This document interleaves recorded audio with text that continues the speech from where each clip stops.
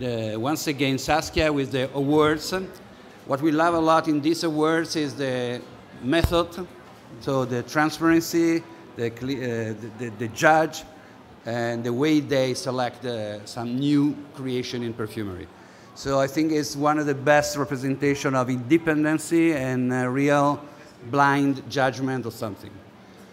I love so much that, and so we stop at anything else because we get a marriage, and I do hope the marriage will continue for a long time. And I thank so much Saskia for the work that she made, and for the training, for promoting, and to represent something very interesting in letting the people understand what is the art in perfumery and the language in the perfumery. Perfume can tell a story, and the jury the jury here is listen to the story and then try to understand who was the creator about it, and revealing us who is behind the story. So that a wonderful bibliothèque and a great director that is Saskia. Welcome.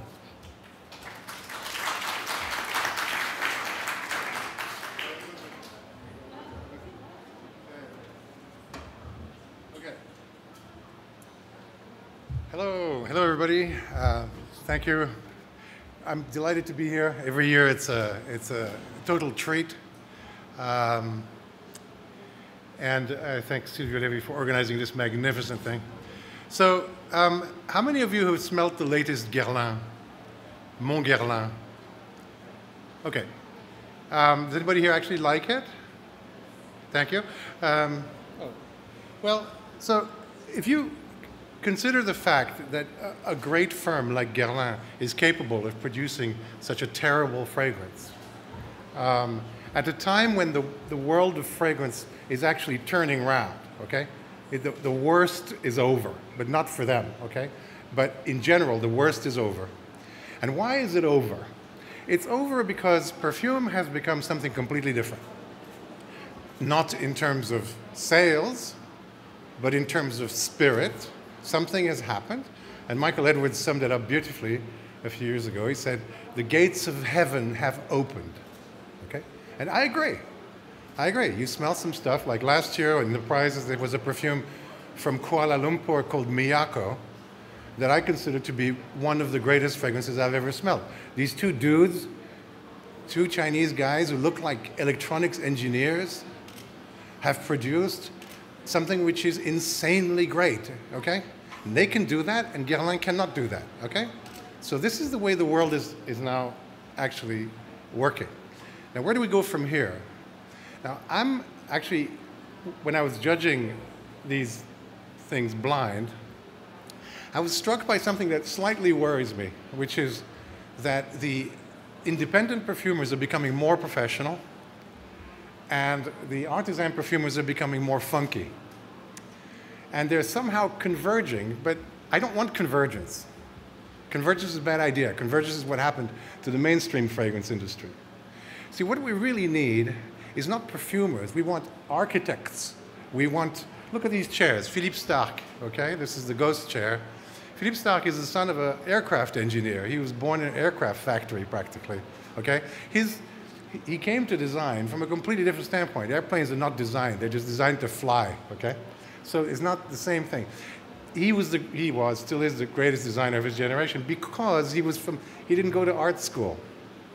So what we need in perfumery is a bunch of crazy people who have an idea about perfume. A perfume is an idea, translated into smell by somebody who's very good technically, but under severe art direction. There has to be art direction. When I see firms that say, we leave our perfumers completely free, it's like, are you kidding? Why? Don't you know what you want? You should never leave a perfumer free. Imagine you write a piece for the New Yorker. Do you think they're going to print it without editing it? No, of course not. You need an editor. So this whole thing of perfume is not a question of freedom. It's a question of cost, of guts, and of good ideas. Ideas are always in short supply in every field. Literature, music, good ideas are not plentiful. But the fact is, every year you come here and you smell something amazing. One or two, I don't care. There's maybe, what, 3,000 fragrances here? If I smell two that blow my mind, I feel like the world is a better place. And it's a bit like books. You know, you walk into a bookstore, there's romance novels, there's science fiction, you know, and here there's ouds, you know, or whatever. You know, for me, that's the romance novel. You got to tolerate a little bit of, you know, there has to be a little bit of play, you know? But the fact is, this thing is moving forward. Niche perfumery is becoming bigger and bigger. Good niche perfumery firms, successful ones, are being bought up, as Silvio pointed out. Whether that's a good thing or not, it's a good thing for the people who cash in, but I'm not sure artistically it's that great. But anyway, it's happening, okay? And you guys are contributing to it. And I'm very, very glad to be a tiny part of this with these fantastic awards, because there's no other award like this. There's no other award where the judges don't know what the hell they're smelling, okay? Even when I was doing perfume criticism, I knew what the bottles, I knew who done it, I knew everything. So, of course, it's going to influence you. In this case, you have no idea. This is the only perfumery award that actually takes the damn thing really seriously and scientifically, okay? And that's it. That's all I want to say. Thank you for being here. Thank you.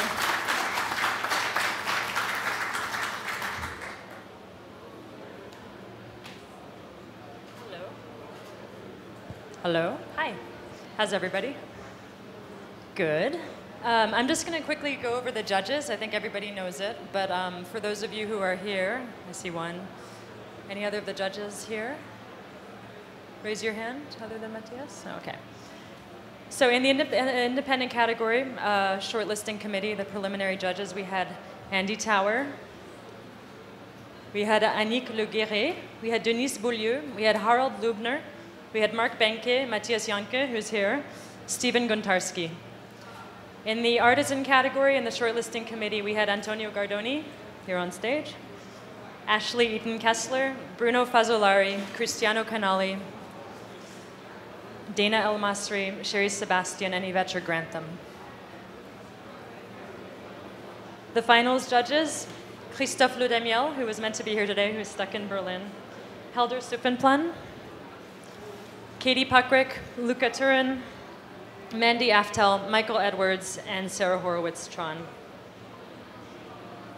And finally, for the Sadakichi Award for experimental work with scent, we had Andrew Berardini, Ashraf Osman, Caro Verbeek, Kaya Sorindo, Koan Jeff Besa, and Matthias Tabert, and finally Simon Niedenthal. So we're just going to go through the announcements, just keep it simple. So before that, Antonio is going to talk a little bit about the judging process. Thank you, Saskia. Hello, everybody. Okay, I have to tell you how difficult it is to do the judging process and how difficult it is to identify what you're smelling. This year, I personally received 185 small vials filled by Saskia during her long nights, probably, labeled with numbers, etc., etc. So the process is very blind, and the vials are anonymous. They're tracked by a number that is linked to a brief statement.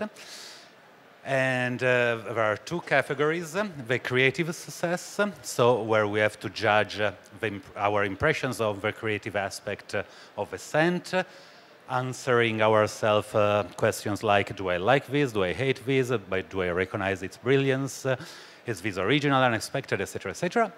Then we judge under the category of technical success, so the impression of how well the scent was created and composed from a technical point of view. So answering questions like, does this scent match the intention stated in the project description? Does it seem that the perfumer was in control of the material, etc., etc. Ending up choosing 5 out of a massive number, growing every year, of our favorite, and submitting it back to the Institute and Saskia. So once again, for me, it was a big honor to be part of this process. Once again, I was so surprised by the way all this is organized and technically beautifully done. Just a couple of words about my personal experience as a judge. It takes quite a long time to smell 185 different things. Well, it does to me, at least. In my case, it was something like a month and a half, divided them in small groups, going back to some of them, etc., etc. It's something that you do on your own, usually in the evening when you're shutting down other things. And it's difficult because you don't know what you're smelling. And you know what you're smelling at the same time. So you're in between experiencing something in a completely different way from what we're used to. As Luca said, usually you know something about it, you know who is behind, the brand, the shape of the bottle, the color of the juice. Well, the color of the juice, you can see it, but something that will give you a link to your boring preconceived ideas, because that's what we fight with, our preconceived ideas. So you continuously try to find something that you already know and you already recognize that will touch your heart somehow. And then you struggle and struggle and struggle. And this year, at one point, I was getting trapped in the process without being able to put any numbers, feeling actually quite violent in doing, in marking down with a number someone else's work. I hated school from the first year of kindergarten to my degree. And the idea of giving notes and giving numbers, it's something that really makes my life more difficult. So at one point I thought okay, let's forget all the categories that are suggested. Let's stop asking myself the questions because I've been asking them already. And I thought let's take this as a sort of a poetic thing. But it's a very dangerous word, because what is poetic? And then, Luca asked me before, so please quote something clever and Greek. So I thought okay, poetic, poiesis, that it's a great Greek word that means making, creating, producing. Nothing to do with poetry, as we usually think. So it's really the act of doing something. And the very first root of poiesis is actually even more interesting because it's doing something for nothing. So when you do something for nothing, you're probably trying to do something forever and something great. Because it's gratuitous, it's free. There's no market, there's no buyers, there's no anything. And someone's yesterday evening having a discussion said okay, but you're lucky you are in a bubble, and we do live in a bubble, but it's a lucky bubble, probably a small bubble. The world out there, it's made of Guerlain and other people. And I don't believe that this bubble, it's such a bubble. I don't believe it's a walled bubble, at least. It's a very molecular bubble. It's very permeable. It's very easy to break. It's very easy to reshape this bubble. So it's a very flexible bubble, nothing to do with walls. And when I was thinking about walls, I thought maybe we don't need no education. Maybe we don't need no control, no dark sarcasm. And then you think Pink Floyd. And you think okay, maybe we don't need anything except accepting the fact that there is a poetic act that will shape the world in a different way.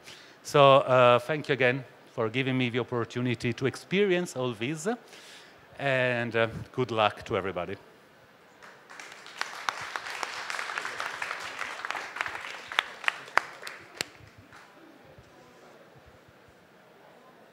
Oh, that's me.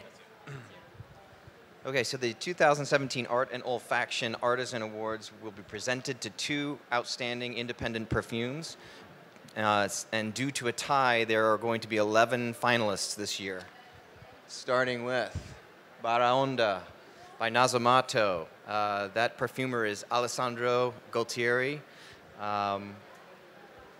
who is... yes, all right. Then we have Bruised Violet by 1692, perfumer Claire Baxter.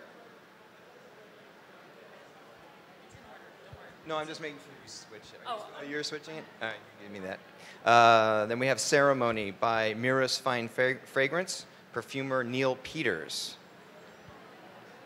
Faith Sultan Mehmed by Fort and Manley Parfum.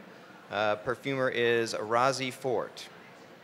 And then we have Limestone by Thorn and Bloom. Perfumer Jennifer Botto. Licorice Vetiver by SP Perfumes. Perfumer Svelte Pritzkolate. Sven Pritzkolate. I think I got that right, or close. Then we have Melody de l'amour by Parfum Dusita. Perfumer Pisara Umavajani. Welcome. Onicha by DSH Perfume. Perfumer Don Spencer Hurwitz. Roseriere by Prin Parfum. Perfumer Prin Lomros. Saffron by Aether Arts Perfume. Perfumer Amber Jobin. Oh, sorry. And then we have finally Vanilla and the Sea by Phoenix Botanicals. Perfumer Irina Adam. Nice last name. For the perfumers who are here, could you just stand up for a second so we see you in this category? Stand up. Stand up, please. Yeah, congratulations.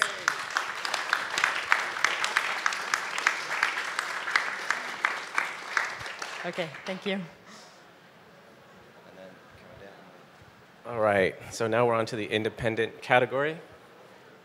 The 2017 Art and Olfaction Independent Awards will be presented to 2 outstanding independent perfumes. Due to a tie, there are 11 finalists this year.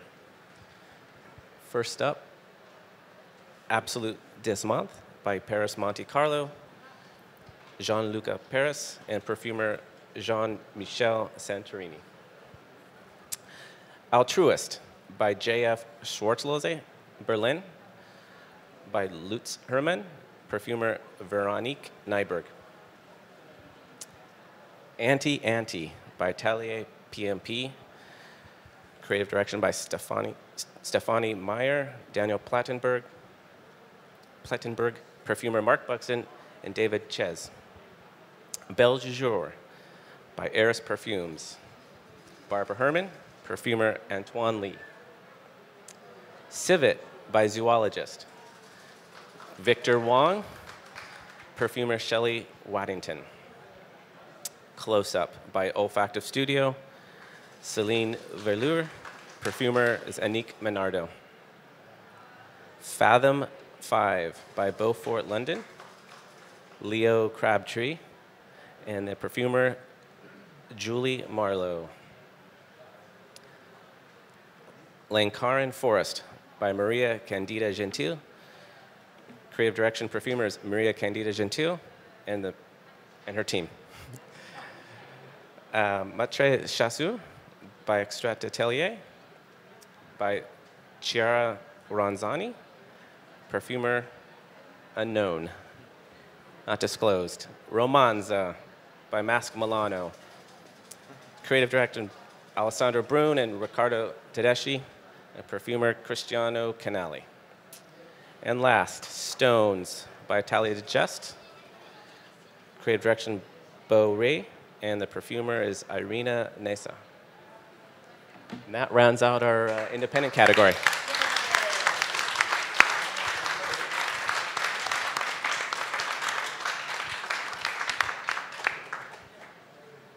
Okay, my pleasure is to announce the finalists for the Sadakichi Award for Experimental Work with Scent.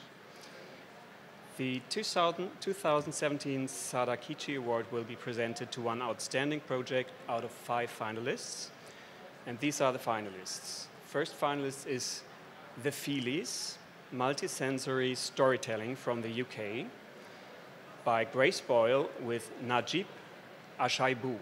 Najib Ashaibu is the perfumer of the project. The second finalist is This Mankind by Peter de Cupere from Belgium, and this project is led by Peter de Cupere. The third finalist is Osmo Drama Berlin with Smeller 2.0 from Germany by Wolfgang Georgsdorf with collaboration with the perfumer Gesa Schön. The fourth finalist is Paradise Paradox from Switzerland, a project by Elodie Pong with a perfumer who wishes to remain anonymous. And the fifth finalist is Smell of Data from the Netherlands by Lien Weinsma and Frau Kirtan, together with Scent Air. These were the 5 finalists for the Sadakichi Award for experimental work with scent.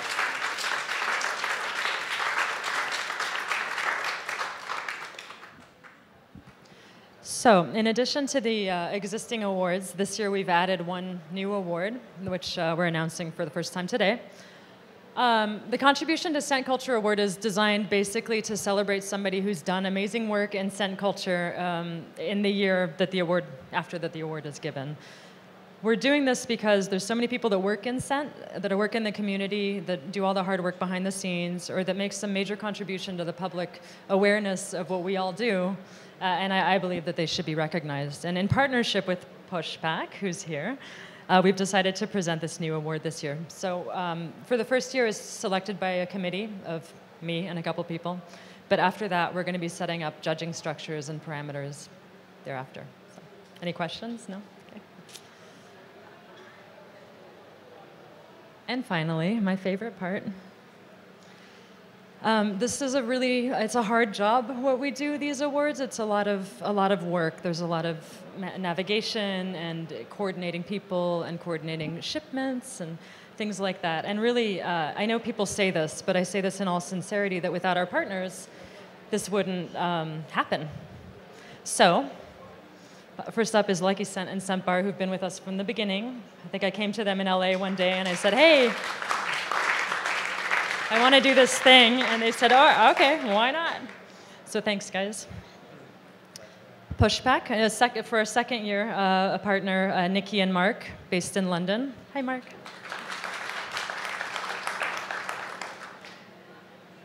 Silvio, Valentina, and the whole team at Essence. Like Adam and Franco, when I was introduced to you guys by Dr. Klaus Nopenet, you said, all right, why not? You gave it a chance, so thank you. Perfumer's Apprentice. They're not here today, but they're supporting us for this award. Andreas Wilhelm at Wilhelm Perfumes. And Sarah Horowitz-Tron at Sarah Horowitz Perfumes. Taylor Box Company, making boxes for the pairs this year. They're this big. And Allies, which is a design studio in Los Angeles. Né La Revue Olfactive, are you guys here? Dominique? No? And Base Notes. Michelin at Saint-Fleurbon. Michelin? An early supporter. Thank you. And Scent Culture Institute, Dr. Klaus Nopenet, who's here.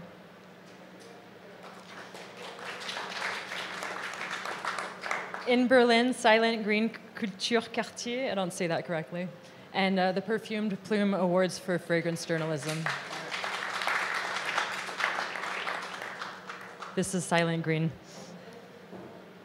So that's it. That's our announcement. The next step is for us to figure out who the winners are, and then on May 6th in Berlin, we're doing the awards. The day before the awards, we're going to do a day devoted to discussion around experimental practices with scent.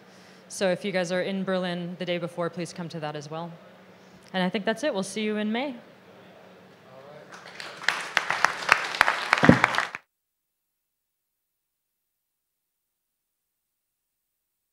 Can I just say, on behalf of all the judges here, I want to thank Saskia for the magnificent organization, including sending you a fantastically good pen to write the numbers with. This is the sort of attention to detail that puts you on, you stand at attention when you get that parcel, because you don't got to use a crappy pen. Yeah, that's a real thing. And Saskia writes the best business email ever and sends the best package ever, okay? So thank you, Saskia. Wonderful.